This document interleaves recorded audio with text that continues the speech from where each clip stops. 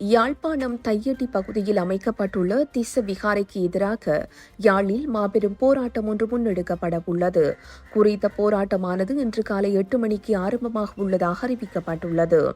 அதன்படி தையட்டி திஸ்ஸ விகாரை முன்றலில் இந்த போராட்டம் முன்னெடுக்கப்பட உள்ளதாக தெரிவிக்கப்பட்டுள்ளது. அதிகாரத்திற்கும் அடக்குமுறைக்கும் எதிரான ஒலி என்ற தொனியில் போராட்டம் முன்னெடுக்கப்பட உள்ளதாகவும் அதற்கான அழைப்பு துண்டு பிரசுரங்களில் குறிப்பிடப்பட்டுள்ளது. கடந்த 2 வாரங்களுக்கு முன்னர் யாழ் தையட்டி பகுதியில் முன்னெடுக்கப்பட்ட அமைதி போராட்டத்தின் போது போலீசாரின் நடவடிக்கையால் பதற்ற நிலை ஏற்பட்டது.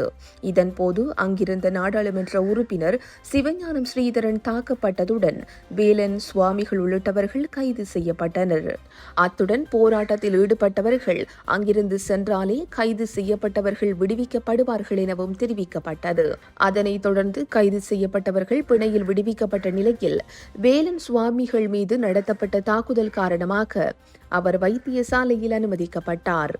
இந்நிலையில் குறித்த நடவடிக்கைக்கு தமிழ் மக்கள் மத்தியில் கடும் எதிர்ப்பு எழுந்த நிலையில் இன்று மீண்டும் சட்டவிரோத தையட்டி விகாரைக்கு எதிராக போராட்டம் முன்னெடுக்கப்பட உள்ளமை குறிப்பிடத்தக்கது.